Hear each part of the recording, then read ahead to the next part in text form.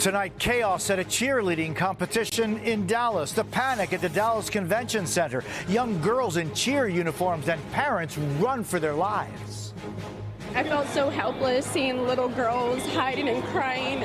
People inside told to evacuate. The massive emergency response, but no active shooter or major threat. What police are saying caused the scene. Scare in the skies. Flames shoot from the engine of this jet, forced to make an emergency landing with the engine still on fire. The latest incident rattling air travelers. Fallout from that Oval Office clash. Ukrainian President Zelensky in London today to meet with European leaders. How his clash with President Trump could impact the war in Ukraine. What we're learning tonight about the Pentagon's plan to send thousands of U.S. troops to the border with Mexico. A hopeful update on the condition of Pope Francis tonight. We're at the Vatican. Spring break underway in Miami Beach, along with new measures to prevent violence. The plan to keep crowds under control this year. Hollywood gets ready for the Oscars as film industry workers recover from those devastating L.A. fires. And there's good news tonight about the life-saving power of baseball and friendship. This is NBC Nightly News with Jose Diaz-Balart. Good evening. We begin tonight with a scary afternoon in Dallas, where a national cheerleading competition turned into a frantic scene. Police say an incident prompted this mass evacuation and mass panic at the Dallas Convention Center. Video showing girls in their cheer uniforms sprinting to get away. That rush leading to a massive emergency response. Dallas police later confirming there was no active shooter threat and saying a fight between just two people caused all of this commotion. Priscilla Thompson reports tonight from Dallas. Tonight, a chaotic scene in Dallas at the National Cheerleaders Association competition. We're going through the convention center. We're getting reports about the gunshots inside the building. Hundreds of people evacuated from the convention center, running for their lives and searching for safety after hearing a sudden loud noise. It sounded like 3 pop-pop-pows. It sounded like gunshots to me. Addison Dyer and her mother Amber were there. And my mom picked me up by the stomach and kind of threw me on the ground and told me to stay low because we didn't know if he was shooting or not. I was just scared. I felt so helpless seeing little girls hiding and crying. The scene quickly changing. They just ran over people, saw people get trampled and run into and pushed over for trying to get out on their own. Dallas police later saying on social media there was no active shooter. Apparently they're saying that nobody was shooting that. People were just fighting. Clarifying multiple poles fell in the center, generating the loud noise that caused the panic. Today's competition canceled, many shaken by what could have been far worse. I was really scared. I was just really happy that everyone was okay and that I got to reunite with my family again. Priscilla joins us now live from that convention center in Dallas. Priscilla, was anyone hurt in all of this? Yeah, Jose, as you can see, still an active scene here. There are still fire alarms going off inside the convention center, and police say that there were multiple non-life-threatening injuries from the chaos. Now, as for the competition, organizers say that it will resume tomorrow. Jose? Priscilla Thompson in Dallas. Thank you. We are tracking another scary incident in the skies tonight. A cargo plane forced to make an emergency landing when an engine caught on fire. Maya Eaglin reports. This was the terrifying sight in the sky over Newark, New Jersey this morning. Oh my God! Oh my God! A FedEx plane with its right engine on fire. We're declaring emergency, returning to airfield. You can see the flames and smoke shooting out of the engine as the plane returned to Newark Liberty International Airport for an emergency landing. Drivers nearby shocked. Mike Bova took this video as he watched it all in horror. Were you expecting to see something like this today? Never. The plane looked a little wobbly, and all of a sudden you saw a big thing fall from the sky. Moments later, you saw the plane, looked like the engine just went on fire. The FAA says the plane bound from New Jersey to Indianapolis circled back to the airport after a bird strike. Tower, FedEx 30. 3609, yeah, we're the right engine shut down for possible purge strike. No injuries were reported, and tonight, FedEx thanking its pilots, crew, and first responders. NBC News aviation analyst John Cox says bird strikes are not uncommon, but to cause this level of damage to an engine is unusual. This was a pretty good strike. The pilots are trained for this. They shut the engine down and return for a safe landing. The most notable bird strike, the miracle on the Hudson in 2009, when both engines were knocked down on a U.S. Airways flight. Everyone on board survived. Today's engine fire is just the latest in a string of frightening high-profile aviation incidents. NBC News senior correspondent Tom Costello spoke exclusively with Transportation Secretary Sean Duffy this week. Duffy reassuring the American public that it's still safe to fly. This truly is the safest mode of transportation. There's a billion people, billion passengers who fly a year in the U.S., 35 million flights, and very few incidents, and it's very safe. Maya Eaglin joins me now from Newark Liberty International. Maya, you were just saying that bird strikes are actually more common than a lot of people realize. Yeah, Jose, that's right. And they seem to be happening more frequently. According to the FAA, in 2023 alone, there were some 19,000 bird strikes, with more than half happening during takeoff or landing. Jose? Maya Eaglin in Newark, thank you. There is growing fallout tonight from that incredible Oval Office clash between President Trump and Ukrainian President Zelensky. And tonight, there are new concerns over Russia's war with Ukraine. Vaughn Hilliard has the latest. What's your message to Donald Trump, Mr. Zelensky? In London today, President Volodymyr Zelensky in his latest high-stakes meeting. This with British Prime Minister Keir Starmer. We count on your support, and really, we're really happy that we have such partners and such friends. The meeting coming on the heels of Friday's unprecedented Oval Office on-camera diplomatic meltdown between Zelensky and President Trump. You don't have the cards right now. With us, you start having not cards. Playing cards. Right now, you don't. You're playing cards. Mr. President. You're playing cards. Serious. You're gambling with the lives of millions of people. You're gambling with World War III. You're gambling with World War III. And what you're doing is very disrespectful to the country, this country, that's back to you, far more than a lot of people said they should have. Zelensky was asked to leave the White House following the confrontation, and the Ukrainian leader did not sign the mineral deal with the U.S. that was at the root of his visit to the White House. An administration official now telling NBC News that direct negotiations between the Trump administration and Ukraine are on hold. Secretary of State Marco Rubio taking to television last night to add to the administration's derision of Zelensky. Don't come here and create a such scenario where you're going to start lecturing us about how diplomacy isn't going to work. But in London today, the Ukrainian president, who has been leading his country's war with Russia since Vladimir Putin chose to invade Ukraine more than 3 years ago, a more welcome reception. We stand with you, with Ukraine, for as long as it may take. Most U.S. allies in the last 24 hours echoing that support for Zelensky, from Europe to Australia to Canada. French President Emmanuel Macron posting, "There is an aggressor, Russia. There is a victim, Ukraine." Others urging Ukraine not to turn away from the U.S.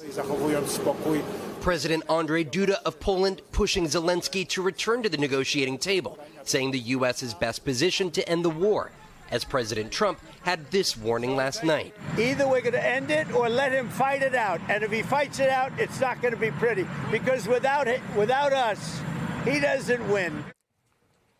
And Vaughn is traveling with the president in Florida tonight. Vaughn, there is more to Zelensky's visit to London today than his meeting with the prime minister there. That's right, Jose. The two men will host a summit tomorrow for European leaders about their own strategy toward ending Russia's war against Ukraine. All leaders who Zelensky may need now more than ever, given his growing rift with President Trump. Jose? Vaughn Hilliard in West Palm Beach, Florida. Thank you. The Pentagon says it will send thousands of additional troops to the U.S. border with Mexico. Yamiche Alcindor is at the White House tonight. And Yamiche, this is another sign of the Trump administration's focus on immigration and securing the border. That's right. Today, President Trump boasted online that February had the lowest number of illegal border crossings in U.S. history. But even with that sharp drop, the administration says it is further militarizing the U.S. border with Mexico. In a statement, a senior Defense Department official said the additional troops are intended to, quote, reinforce and expand current border security operations and maintain the sovereignty, territorial integrity, and security of the United States. On top of the nearly 1,600 troops announced in January, the Pentagon says it will send about 2,900 more. Jose? Yamiche Alcindor at the White House, thank you. And don't miss Meet the Press tomorrow morning when Kristen Welker interviews House Speaker Mike Johnson and Senators Bernie Sanders and James Lankford. That's tomorrow morning, right here on NBC.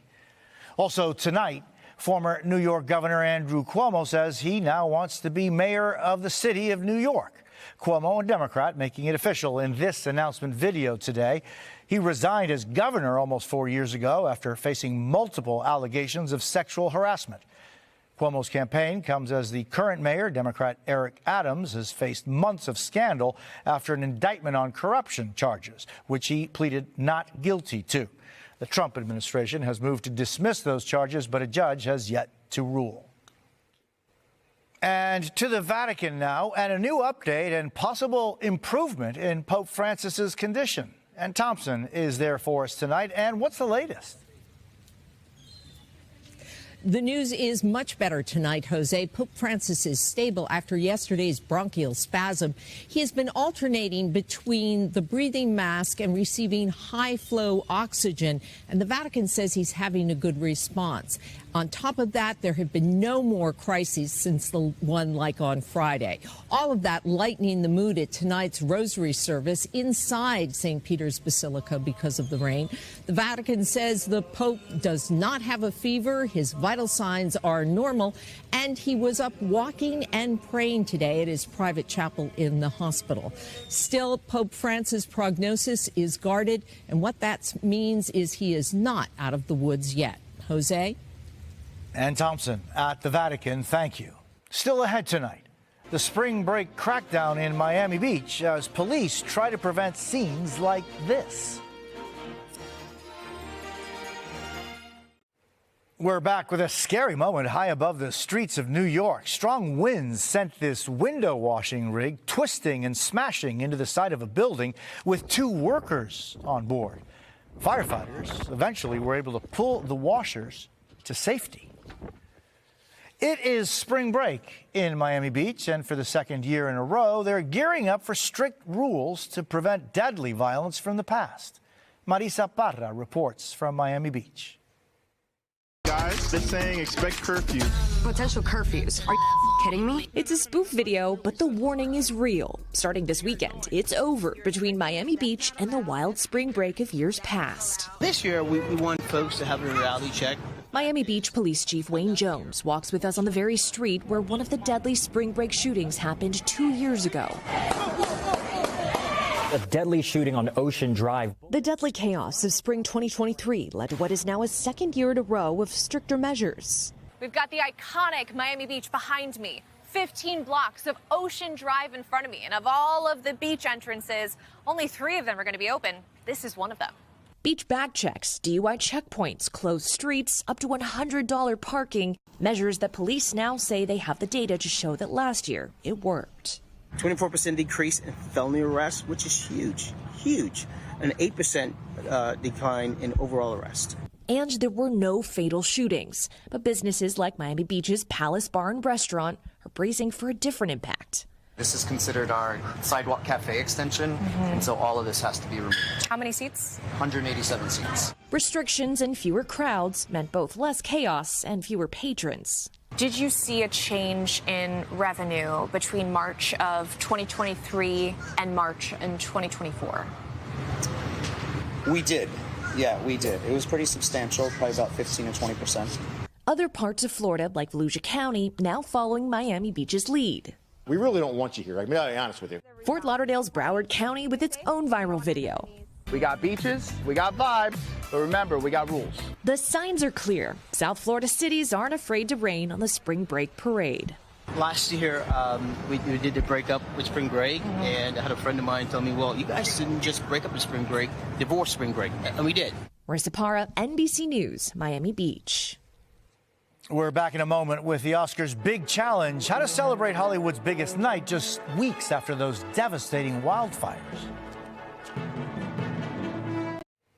The Oscars are tomorrow, and the ceremony is usually a chance to celebrate Hollywood's stars. But this year it comes after wildfires devastated much of Los Angeles, impacting countless of film industry workers. David Noriega reports. Hollywood is rolling out the red carpet for its biggest night of the year, as Los Angeles gears up for the 97th Academy Awards. But this year, Oscars weekend feels different, with many in the entertainment business still reeling from the devastating wildfires that ravaged swaths of LA. Everything is gone. We've just been... BJ and Adrian McDonnell lost their home in Malibu, which had been in BJ's family for generations. People look at the Palisades and they just think, oh, there's these rich millionaires and they're just these actors. There's a lot of people that have generational homes that live here, and we are all union workers. Like, we work paycheck to paycheck. The couple have worked behind the scenes in film for years, and they have mixed feelings about this weekend. Tomorrow's the Oscars. How are you guys feeling about that? We haven't even had a chance to digest it. Do you think you're even going to watch the Oscars? Probably not. The Academy faces a delicate task, celebrating the glitz and glamour of Hollywood while being sensitive to the overwhelming loss. It did say shortly after the fires that it planned to honor frontline workers and recognize those impacted. Last month, the Grammys pulled off a similar balancing act. Thank you for supporting all of us and recognizing the heroes that are standing behind me and the sheroes. But the fires are only the latest in a string of setbacks to hit film industry workers. How would you say the industry's doing right now? We're struggling. We had COVID, then we had the strikes. Now we have the devastation of the fires. The thing that I think a lot of people understand is that if we don't work and we don't get a certain amount of hours, we don't have health insurance. Film production in Los Angeles is on the decline. According to Film LA, which tracks permitting in the city, the number of shoot days has plummeted 30% compared to the average of the last 5 years, excluding 2020. What happened here in California is that everything just went because of tax incentives and things got cheaper to make in different places. Just the garage. This weekend, BJ, Adrian, and so many others affected by the fires can think only about the uncertainty of their own futures. We're all struggling. Our heart aches not only for ourselves, but for everybody. Yeah. We just want everyone to be okay. We want our community back. David Noriega, NBC News, Malibu. And tonight, we remember an actor and music icon. David Johansen of the New York Dolls died at age 75.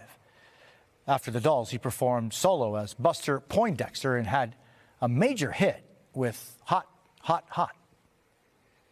When we come back, there's good news tonight about these baseball super fans and how one stepped up to the plate when the other most needed it.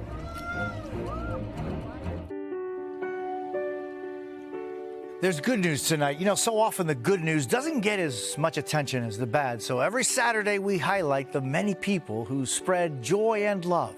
These are just some of those stories this week. Talk about a home run. Cubs superfans Denise Vasquez and Kathy Weedley bonded over baseball, becoming friends during spring training games in Arizona. So when Kathy, a retired teacher, found out Denise desperately needed a kidney transplant, she stepped up to the plate, surprising the Navy veteran at, well, the ballpark with the news she would be her donor. I am your donor. Are you serious? Yes, I am.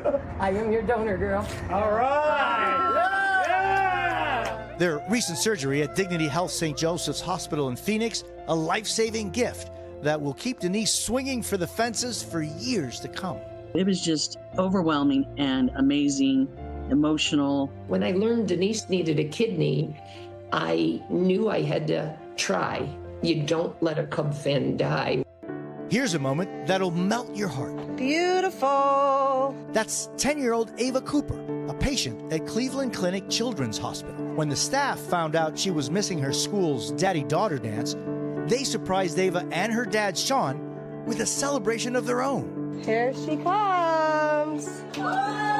Ava, who's been in the hospital more than 200 days waiting for a new heart, was over the moon And Dad, well, it had Dad wiping away tears. The Cooper family so grateful for the care team who went above and beyond for their little girl. Near Fort Worth, Texas, High Country Elementary School librarian Kathy Fassett noticed fourth grader Zoe Roseberry kept checking out the same book over and over and over. It was We Shall Overcome by author Brian Collier. So she secretly contacted him, and then this happened. The author sent you your own. He's starting it for you. Mrs. Fassett getting Zoe 2 signed copies of his books, all for her very own.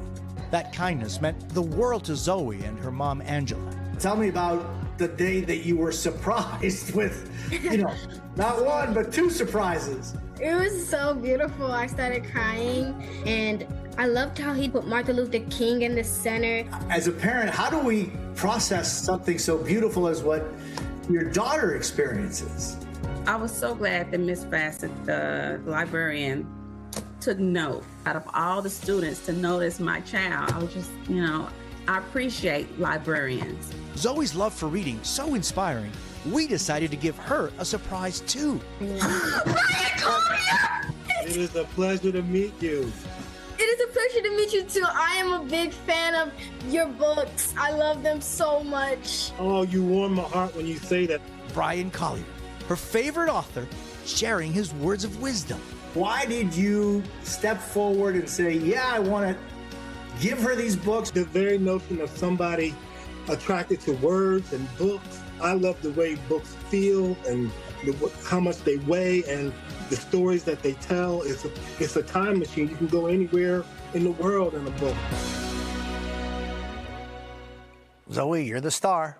That's NBC Nightly News for this Saturday. I'm Jose Diaz-Balart. Thank you for the privilege of your time, and good night.